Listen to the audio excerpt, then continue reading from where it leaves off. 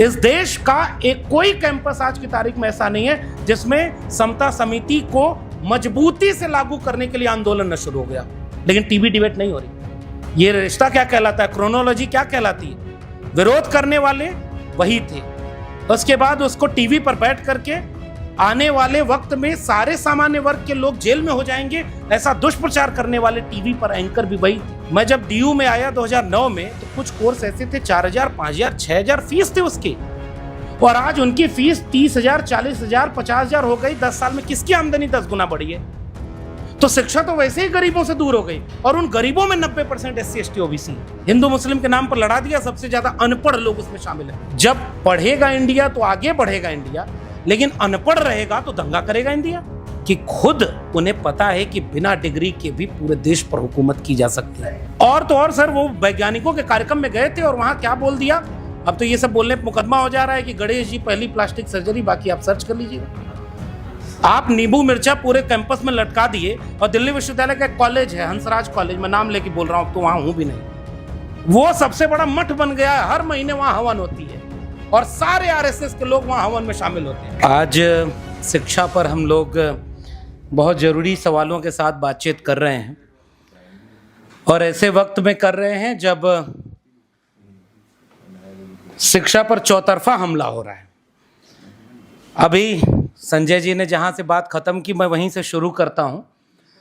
जिस चीज का नाम जितना प्रभावशाली रखा जाता है, उसका विनाश उतना ही कायदे से तैयार किया जाता है।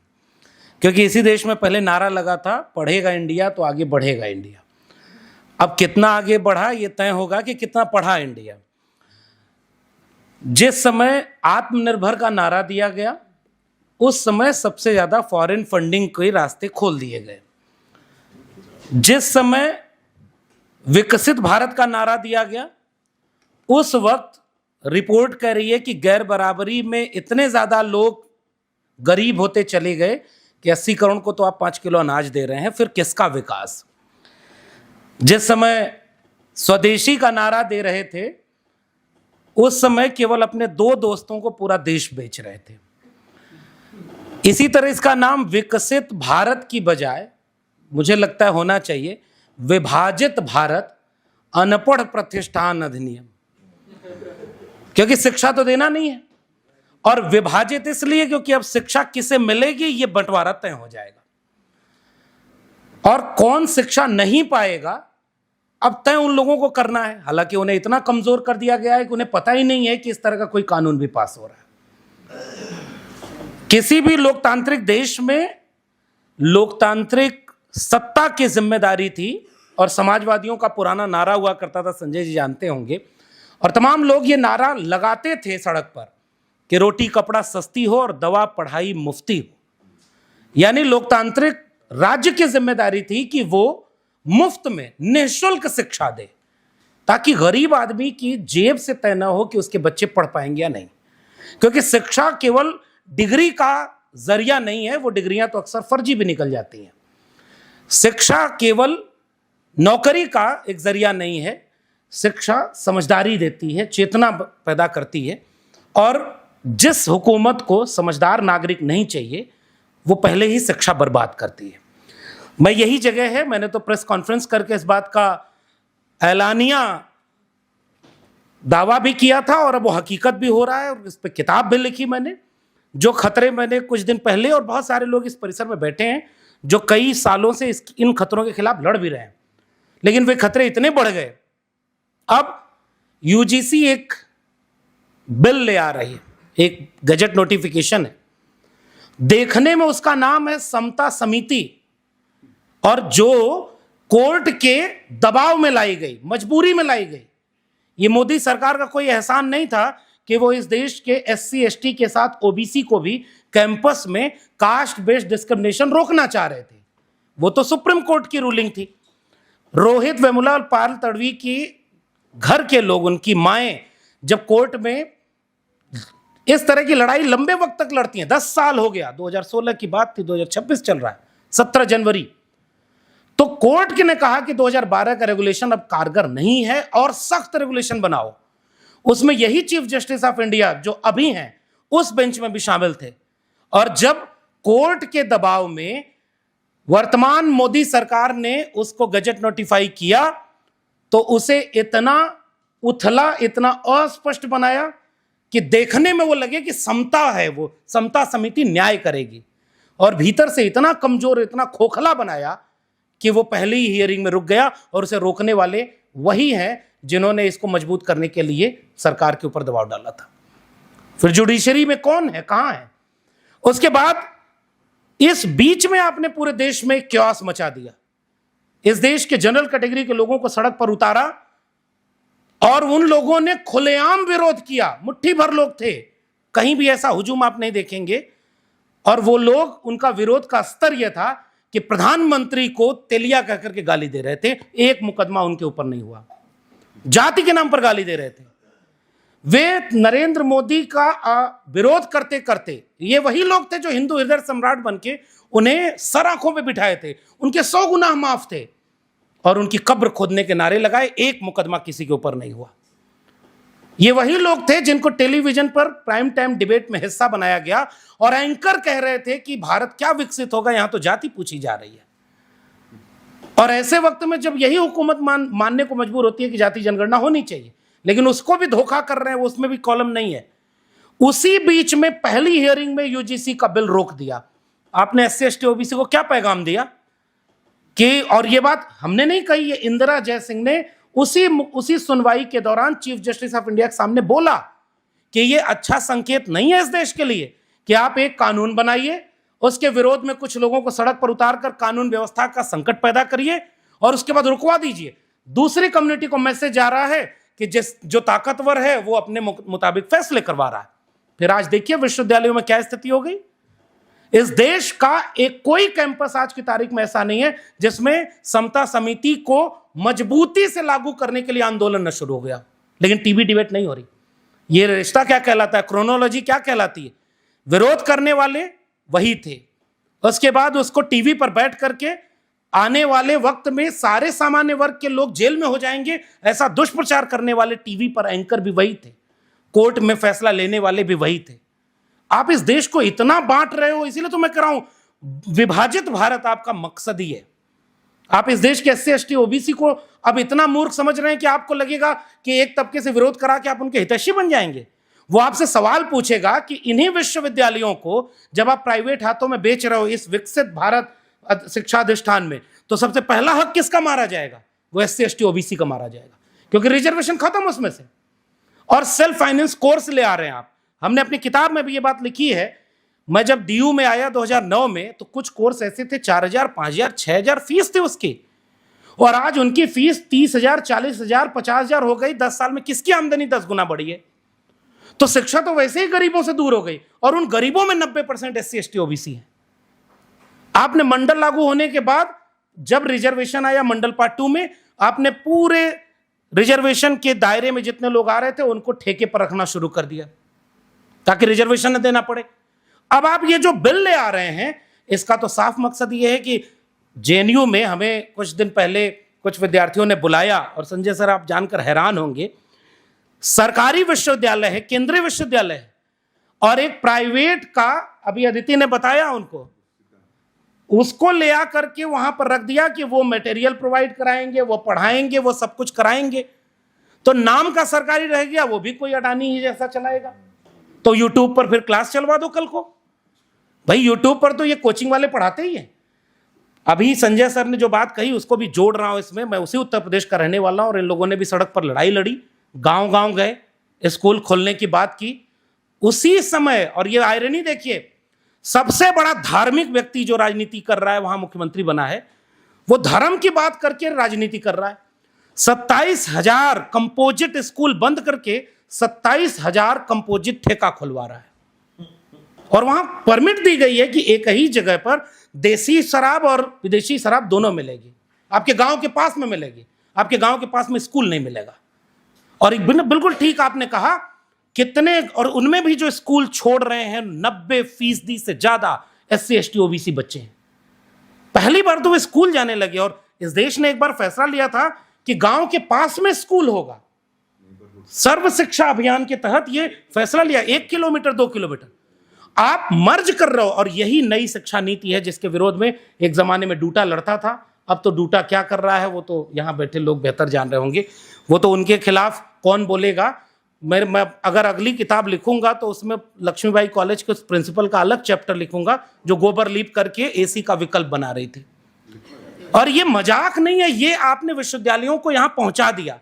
तो जितनी तेजी से विश्वविद्यालय बर्बाद हो रहे हैं, स्कूल बर्बाद हो रहा है, डिग्री कॉलेज में, अच्छा स्कूल और डिग्री कॉलेज इनमें जो लोग पढ़ाते हैं वे सरकारी मुलाजिम होते हैं, तो वे आंदोलन नहीं खड़ा कर पाते। और आंदोलन खड़ा करने का काम हायर एजुकेशन वालों का होता है। लेकिन हमारे जो लोग प्रोफेसर बनाने के लिए, तो जब वाइस चांसलर ही आरएसएस की शाखा से आएगा तो प्रिंसिपल वो आरएसएस वाला बनाएगा। और शाखा कोई कैंपस ऐसा नहीं है, बजट हर जगह घट गया है और शाखाएं हर जगह बढ़ गई हैं। और शाखाएं किसके लिए बढ़ी हैं? वो शाखाएं उनके लिए बढ़ी हैं जिनको पीएचडी में एडमिशन लेना है, जिनको परमानेंट होना है। अगर आपको इस समय देश के विश्वविद्यालय में परमानेंट होना है, पीएचडी में एडमिशन लेना है, तो सबसे पहले उस शाखा में जाइए, उसमें आर्टिकल लिखिए। अब यूजीसी की लिस्ट खत्म हो गई है और वही ऑर्गेनाइजर और 5 जन में आर्टिकल छपवाइए। और उसके बाद भी अगर 4 कंपटीटर आरएसएस की शाखा से निकले हैं तब उसमें कुछ आपको फाइनेंशियली भी देखना पड़ेगा। जात व्यवस्था तो हर जगह काम कर रही है। आपने पूरी शिक्षा व्यवस्था को बर्बाद कर दिया। और एक आखिरी बात, जैसे ही आपने, और मैं बार बार ये कह रहा हूं, इस देश के बहुजनों तक तो ये बात पहुंच ही नहीं रही है, क्योंकि शिक्षा बचाने की लड़ाई तो उनकी थी, उनको तो धर्म बचाने के काम में लगा दिया, हिंदू मुस्लिम के नाम पर लड़ा दिया। सबसे ज्यादा अनपढ़ लोग उसमें शामिल है। संजय जी ने बहुत सही बात कही थी, वहीं अपनी बात मैं समेट रहा हूं। जब पढ़ेगा इंडिया तो आगे बढ़ेगा इंडिया, लेकिन अनपढ़ रहेगा तो दंगा करेगा इंडिया। मजबूरी में वहां जाएगा क्योंकि उसको शिक्षा मिली नहीं। और वो अनपढ़ और बेरोजगारों की भीड़ को सिस्टमेटिक ढंग से बर्बाद किया जा रहा है। कुछ साल पहले, आपको याद हो कि न याद हो, जियो विश्वविद्यालय का इंस्टीट्यूट ऑफ एमिनेंट करके बहुत बड़ा प्रचार किया था प्रधानमंत्री नरेंद्र मोदी ने। शुरू होने के पहले ही उसको दर्जा मिल गया था कि वो सबसे विशेष विश्वविद्यालय होगा। आज तक बना ही नहीं। इंस्टीट्यूट ऑफ एमिनेंस, वही कह रहा हूं, हिंदी उनको पसंद है इसलिए हिंदी में बोल दिया। उन्होंने सारा इसका नाम हिंदी में रखा है। ये जो हो रहा था, असल में शिक्षा की बर्बादी बहुत सुनियोजित तरीके से की जा रही थी, क्योंकि शिक्षा समझदारी देती है और शिक्षा की वजह से इन्होंने सब कुछ बर्बाद करके। और मैं एक बात कह रहा हूं, एक क्रोनोलॉजी इसकी है, ये बात समझने की है। पहले तो गरीबों के हाथ से शिक्षा छिन जाए, उसके बाद थोड़े से लोगों के लिए शिक्षा रहे, उस थोड़े से लोगों के लिए जो शिक्षा रहेगी उसका भी सिलेबस वो तय करेंगे आरएसएस की शाखा से। मुगल काल गायब करेंगे तो राणा प्रताप को महान कैसे पढ़ाओगे? वो युद्ध किसके खिलाफ लड़े थे? क्योंकि राजा तो आउट ऑफ सिलेबस है, जिसके खिलाफ वो लड़े थे। आपने पूरी शिक्षा व्यवस्था को कम्युनल कर दिया है। क्लासरूम में, अच्छा आप समाज में जहर बोते हैं तो क्या क्लासरूम तक नहीं जाएगा वो? इलाहाबाद विश्वविद्यालय में कल यूजीसी के सपोर्ट में जो आंदोलन हुआ, उस पर छोटा सा समूह बच्चों का गया और उनको मार पीट करके उनको घायल कर दिया। आप पूरे देश में ये क्योस चाहते हैं? आप विश्वविद्यालयों के भीतर तनाव करना चाहते हैं? ये कुल मिला करके एक आने वाली पीढ़ी को, आने वाली नस्लों को अनपढ़ गंवार बना करके तुलना करेंगे। साहब आयरनी देखिए, देश के विश्वविद्यालय बर्बाद होंगे और प्रधानमंत्री और शिक्षा मंत्री बोलेंगे हार्वर्ड और कैम्ब्रिज के यहां पर एक कैंपस खोलेंगे। कौन जाएगा उसमें? यहां तो खुला तो है एमटी, गलगोटिया और लवली प्रोफेशनल यूनिवर्सिटी, वहां रिजर्वेशन भी नहीं है। वहां पढ़ाने वाले और पढ़ने वाले कौन से विकसित भारत के हैं? नहीं, वो कहते हैं हार्वर्ड नहीं चाहिए, हार्ड वर्क चाहिए। पहले उन्होंने विरोध भी किया था और अब वो, और इसीलिए वो कह रहे हैं, ताकि संजय जी ने जो बातें कह दी मैं उसको दोहरा बस रहा हूं कि खुद उन्हें पता है कि बिना डिग्री के भी पूरे देश पर हुकूमत की जा सकती है। नाली के गैस से चाय बनाने की बात पर कोई पैनल डिस्कशन नहीं हुआ। और तो और सर, वो वैज्ञानिकों के कार्यक्रम में गए थे और वहां क्या बोल दिया, अब तो ये सब बोलने पर मुकदमा हो जा रहा है कि गणेश जी पहली प्लास्टिक सर्जरी, बाकी आप सर्च कर लीजिएगा। आप नींबू मिर्चा पूरे कैंपस में लटका दिए। और दिल्ली विश्वविद्यालय का एक कॉलेज है, हंसराज कॉलेज, मैं नाम लेके बोल रहा हूं, तो वहां हूं भी नहीं, वो सबसे बड़ा मठ बन गया है। हर महीने वहां हवन होती है और सारे आरएसएस के लोग वहां हवन में शामिल होते हैं। पिछले दिनों उसने एक कैंपस में एक धर्म गुरु को बुलाया, उनका सिंहासन विश्वविद्यालय कैंपस में बनाया और प्रोफेसर और स्टूडेंट सब जमीन पर बैठे हुए थे। तो हर एक कैंपस में ऐसे ही एक मठ बनाओ और ऐसे ही मठाधीश बनाकर बिठा दो, फिर विकसित भारत का और बढ़िया नारा लगा करके नया बिल पेश कर देना। हम इस तरह के हर बिल का विरोध करते हैं क्योंकि संविधान विरोधी भी है और ये उन समाजवादी आंदोलन के उन नारों का, और जो संविधान के मानने वाले और हाशिए की लड़ाई लड़ने वाले लोग थे, वो लोग एक जमाने में ये कहते थे कि शिक्षा पर जो खर्चा हो बजट का 10वां हिस्सा हो, और आपने कहा 2.5%, वो तो टोटल जीडीपी का है, और अगर उसको बाइफरगेट करेंगे तो ये तो 1% भी नहीं खर्च कर रहे हैं, और बजट घटा रहे हैं ये। और हम लोग की लड़ाई शिक्षा के बजट को बढ़ाने की थी। बहुत बड़ी लड़ाई की जरूरत है। अभी ये यूजीसी का मूवमेंट है, ये और बढ़ेगा, जो मैं देख पा रहा हूं। ये हर कैंपस के बच्चों को ये लग रहा है, SC ST OBC के बच्चों को, कि सरकार ने उनके साथ बहुत बड़ा धोखा किया है और दबाव में उन्होंने ये कानून रुकवाया है। अभी तो 2 महीने के लिए रुका है। अगर ये आंदोलन और बढ़ा, JNU के लोग तो चुने हुए प्रतिनिधि सस्पेंड हुए हैं, वहां तो EVM से चुनाव भी नहीं होता, इसीलिए तो सस्पेंड करना पड़ रहा है। अगर EVM से हो जाए तो JNU पे ABVP कब जाना हो जाए तो कहिए। लेकिन जो लड़ेगा ऐसे ही निशाने पर लाया जाएगा। रोहित वेमुला के समय भी JNU और DU में लड़ाई हो रही थी, और ठीक उसी समय वहां भी 2016 में एक्शन लिया गया था। इस तरह के तानाशाही इसीलिए करी गई है। इलाहाबाद यूनिवर्सिटी और BHU के वाइस चांसलर का कारनामा। और मैं एक आखिरी बात याद आ गई कह दूं, दिग्विजय सिंह कमेटी का ये वोट लेते हैं, उसे दिग्विजय सिंह कमेटी ने काशी हिंदू विश्वविद्यालय, प्रयाग इलाहाबाद विश्वविद्यालय, इनकी जांच की तो पता चला कि वहां बहुत बड़ा फ्रॉड है। OBC एक्सपेंशन के नाम पर जितना पैसा आया है वो सब तो घोटाले में चला गया। आपने विश्वविद्यालय में हॉस्टल बनाए नहीं, और हॉस्टल नहीं बनाए तो हॉस्टल में OBC रिजर्वेशन नहीं देते। NFS करते हैं सबसे ज्यादा, ये हिंदू राष्ट्र बनाने वाले सबसे ज्यादा NFS SC ST OBC का करते हैं अभी। हाँ, और पार्लियामेंट में आपने तो सारा चिट्ठा खोल दिया। आपसे तो बोलने में भी डरते होंगे। मैं तो बधाई देता हूं सर आपके सामने कि आपने जिस बेबाकी से ये बात कही, ऐसे ही कुछ और सांसद और हो जाएं तो हमारे देश में लोग समझेंगे कि शिक्षा बचेगी तभी संसद बचेगी, शिक्षा बचेगा तभी संविधान बचेगा, और शिक्षा बचेगा तभी सामाजिक न्याय बचेगा, और शिक्षा बचेगी तभी लोकतंत्र भी बचेगा। लेकिन हमारी लड़ाई उनसे है जिनको न संसद बचानी है, न संविधान बचाना है, और न लोकतंत्र बचाना है। इसलिए वो अपना काम कर रहे हैं। जिनको संविधान ने हक दिया, जिनको लोकतंत्र से मौका मिला, और जिनको संसद से एक उम्मीद रहती है कि हमारी आवाज सुनी जाएगी, उन लोगों को एकजुट होना होगा और देश भर में इसका कैंपेन डिजाइन करें। हम संसद, डॉक्टर लोहिया कहा करते थे, सड़कें खामोश हो जाएं तो संसद आवारा हो जाती है। हम उसे ऐसा नहीं होने देंगे। हम लड़ेंगे, जीतेंगे। धन्यवाद।